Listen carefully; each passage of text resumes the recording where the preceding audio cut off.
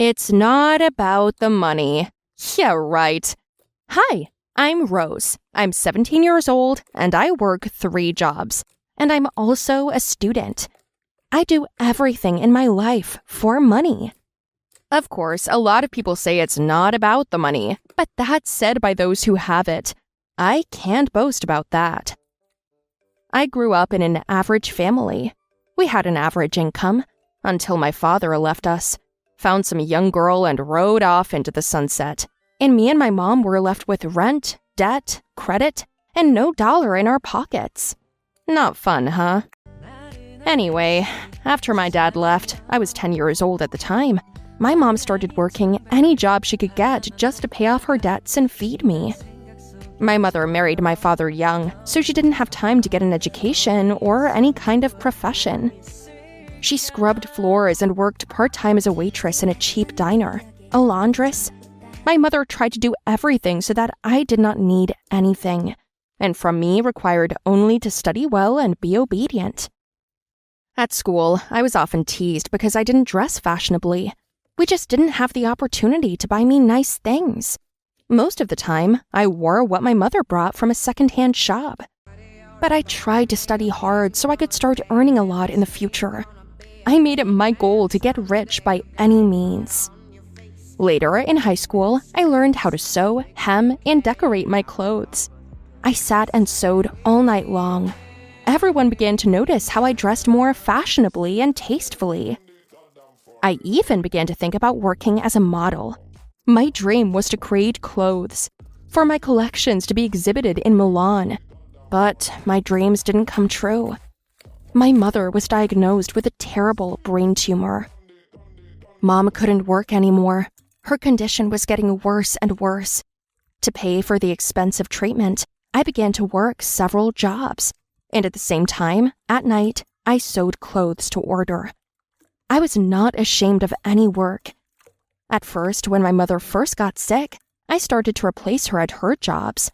Then I started working there instead of her. Mom felt guilty that I had to skip school to earn money. "Oh, honey, I'm sorry. I'll get better soon, and you can go back to school, and you will become the most recognized fashion designer." "Sure, Mom, but first, you need to get better. I'll still make it." "I'm so sad that you have to take care of me." "Oh, Mom, stop it. I love you, and I'll do anything to make you well again." Once again, while looking for another part-time job, I came across an ad to come up with work uniforms for Sparks employees. I had heard that it was a very large company that dealt in real estate, automobiles, construction, and more. I immediately sent in my work and resume. If I got it, good. And if not, then, oh well. The answer came just a couple of days later. "Dear Rose Priestley, we're pleased to announce that you have been selected for the competition on your application. Congratulations, you have passed the first round. For the second round, we are waiting for you in our office." I couldn't believe my luck. If I got this job, then this payment would be enough even to pay for my mother's surgery. At the appointed time, I went to the company's office. I was escorted into the interview room. A young man of about 25 was already waiting there. It was strange, such a young man, and he was already entrusted with such a serious task. "Hello, Miss Rose. My name is Iman. I'll be interviewing you." "How do you do? Nice to meet you." "So, tell me, how long have you been making clothes? It's just you're so young." "About 3 years. I started sewing my own clothes when I was 14. "Generally, in such a big company, we select professionals with at least 10 years of experience. We can't accept you. You don't even have experience in a similar job. Have you ever done work for another firm?" "No, but I'm a quick learner and I'm willing to try to do things your way. I really need this job." "I'm sorry, but no, you're rejected." I was so angry. That man didn't even bother to look at my work. He could at least have opened the file in front of him. Then why did you call me for this interview if you weren't happy with my age? "The first round was selected by someone else. I'll definitely point out the mistake to him." "So my work is a mistake? I'm sure I'll be able to cope with the task at hand. But you're a fool if you judge people's skills by their age. How dare you talk to me like that? Then you've earned it, and I'll say it again, you're an idiot. He looked at me as if he was ready to throw me out the window, but I didn't care. I was so angry, especially since I'd taken a day off from my proper job to go to this damn interview, which meant I lost my pay for the day. This Iman looked so confident and smug that I just couldn't hold my tongue. Because of your stupidity, I lost time and money. If you can't do your job properly, you shouldn't be in your position. His eyes rounded, and I slammed the door and walked out. I went to the hospital to see my mother.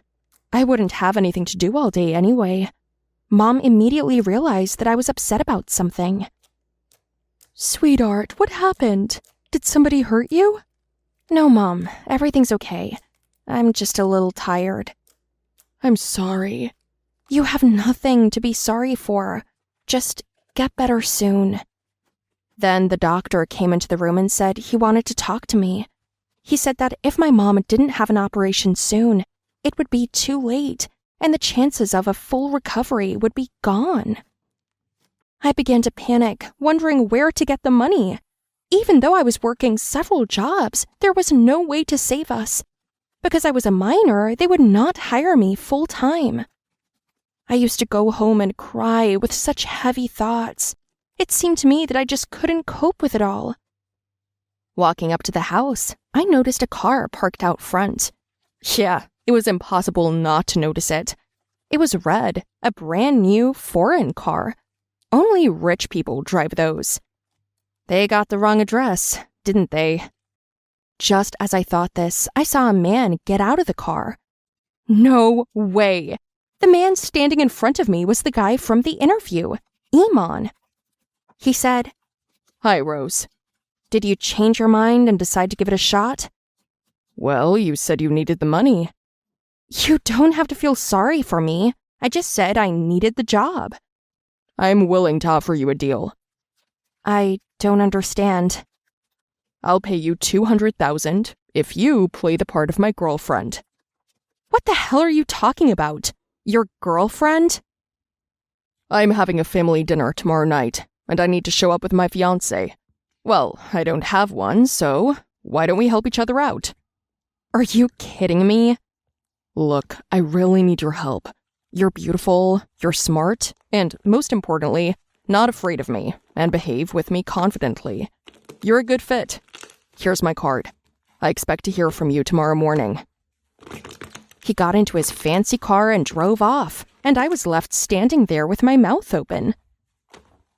I was up all night thinking, 200,000? That would be enough to pay for my mother's surgery and treatment. I couldn't earn that much in such a short time, so I decided to take it. In the morning, I dialed Iman's number and told him my answer. An hour later, a driver picked me up and took me shopping. Mr. Sparks said to pick out an elegant and modest outfit, and also to go to the beauty parlor and fix your hair. Here's the cash. What a bloody arrogant little man! Mr. Sparks? So he's the corporate's heir? And what was wrong with my hair? What can you do? Work is work. That evening, Iman picked me up and took me to a fancy restaurant. His whole family was there. Turns out it was his grandmother's anniversary party. He introduced me to everyone as his fiancé. The evening went smoothly, except for the fact that dozens of eyes were staring at me the whole time. And one girl looked at me as if I'd stolen her money. At the end of the night, Iman came up to me and whispered that we were leaving soon.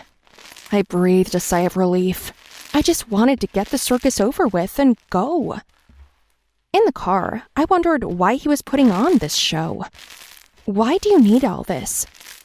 My family is pressuring me. They want me to marry Chloe. She's the one that was giving you a death stare. So that's what this was about. I couldn't figure out what I'd done to her. She's my daddy's business partner's daughter. They want to be in-laws, but I don't want to marry her. I don't like her. But now everyone will think that you'll marry someone else. Later, I'll tell them that we broke up and I took our breakup hard. But that's not fair, at least in relation to your grandmother. You're going to teach me morals when you're willing to do anything for money? Look, you got it wrong. I need the money to pay for my mom's surgery. I'm not just after it for nothing. I told him how hard it was for Mom when Dad left, and about her diagnosis, and about how time was running out. Iman drove me home, and then he asked me to send my sketches to his personal email account, and he said I'd get the money for my help tomorrow. In the morning, I never got the call. I went to the hospital and hoped that that man would keep his word. When I went into the room, my mother wasn't there. I started calling the nurse, screaming and crying. Something bad must have happened. Where's Mom? What was going on? A nurse rushed into the room and said that my mother had been rushed away for surgery. It seemed like I waited forever. Then the surgeon came out of the operating room and said that all went well. The tumor had been removed. But now we had a long treatment and recovery. I began to cry for joy. My mother was transferred to a ward. While she was sleeping, I went to her doctor to find out how much we had to pay for the surgery. But he told me that everything had already been paid for. And not just the surgery, but the follow-up care as well. So, Mr. Sparks had kept his word. I told my mother that I'd done a big job and that the payment was enough for the operation. I only hid from her the fact that I had to play the role of this rich guy's fiancé. Mom was discharged in a month, just in time for my 18th birthday. We ordered a cake, I made lasagna, and then the doorbell rang. When I opened it, I saw a delivery guy handing me a huge bouquet of roses and a card.